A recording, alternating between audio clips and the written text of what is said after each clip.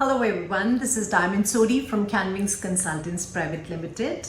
I think I'm meeting you after a very long time, but now we'll be having weekly Australia migration updates on every Saturday at 4:30 p.m. Please note the date, save the date for every week, every Saturday 4:30 p.m. Let's get started. Now, there is a lot of chaos, there's a lot of uncertainty, there is a lot of disillusionment amongst those who are looking at Australia migration as to why the state nominations have yet not begun. Despite a huge quota, or let's say lots of places being allocated to 190 and 491 nominations, why have the nominations yet not begun? Especially when the State Migration Plan 22-23 has come into effect from the 1st of July. I'm going to answer these questions for you. So as you're aware, as I shared in one of my previous videos, that this year, 22-23, we have seen a huge leap in the numbers, in the quotas, in the number of nominations that are going to be available to applicants.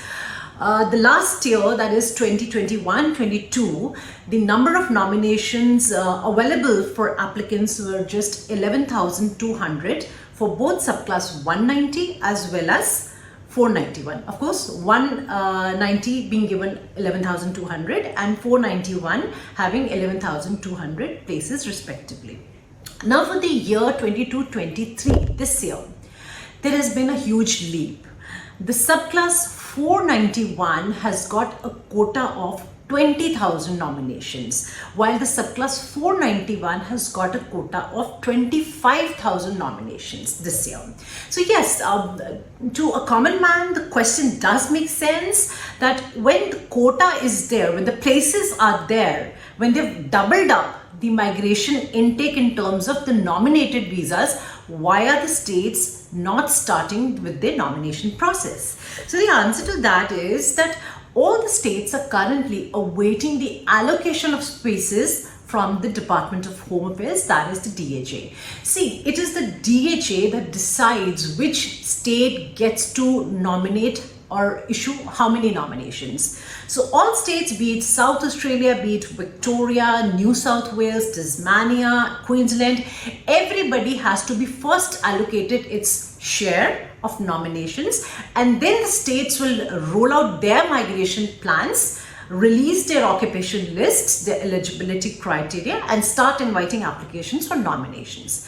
Now, I do see that there is some sort of restlessness amongst the states as well, because the quota has taken a bit long this time.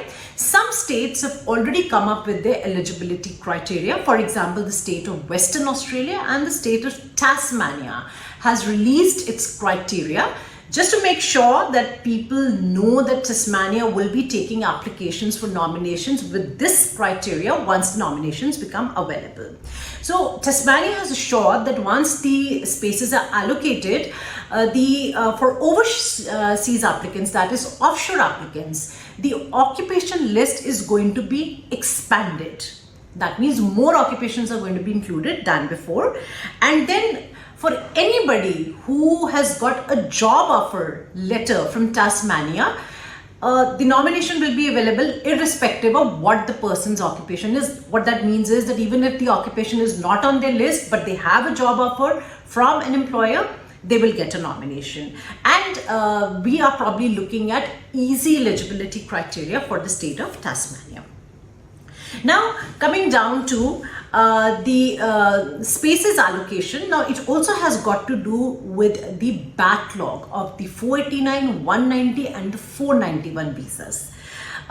In June 2022, you'll be surprised to know that the Department of Home Affairs finalized or gave decisions for 745,000 pending applications, out of which 645,000 applications belong to offshore applicants. So while you sit there and think that probably nothing is happening, there are no decisions on 489, 491, 190 or 189, a lot of work is being done.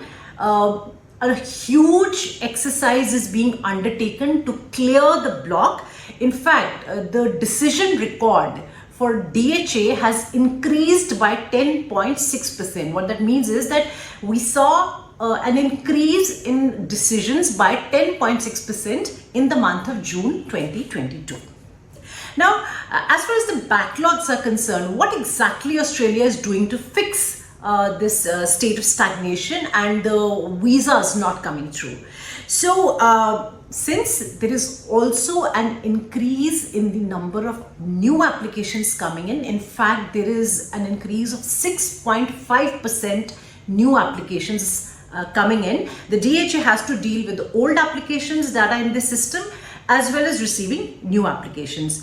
Therefore, it is their endeavor to prioritize the pending applications. So if any of you think that probably it's taken forever for us to get a decision and we do not know how long it's going to take, please be rest assured that the DHA is doing everything possible to give out decisions as soon as possible. In fact, in addition to in its efforts to prioritize the processing of the backlog, they have engaged 140 new caseworkers. They're being trained to assess the applications and facilitate the decision so that you all can have your visa decision soon. And they are also working overtime to achieve decisions for the pending applications. Now, this entire situation has been created because of the COVID. There has been a huge backlog which had kind of clogged the system. But with this, what has also come to the forefront is that Australia has emerged as the most sought after destination for settlement abroad. In fact, it has come to notice that after the COVID, Australia is considered to be perhaps the best country to migrate to in terms of PR opportunities, in terms of the employment vacancies, and in terms of the wages, which are far more higher in Australia as compared to other countries. So while we wait for the states to get their quota from the DHA, which can happen anytime, what you can do is you can go ahead and apply for your skills assessment in case you haven't already initiated that process. In case you need to improve on your English proficiency score, you can go ahead and do that, and you can go ahead and lodge your expression of interest. Now, a lot of you probably do not know this. A lot of you are under the misconception that once the state's nominations begin, or let's say once the allocation is done, that is the time when the EOI should be lodged. No, the EOI, expression of interest, should be lodged right away. This is something you can do while you await for the allocations. This will be it for today. I'll be happy to take any queries from you. In case you would like any assessment of eligibility, it will be done free. You can email us your CVs on CaanWings@gmail.com, or you can call us on 78498. We'll be happy to assist you in migrating to Australia. So until next time, bye-bye and take care.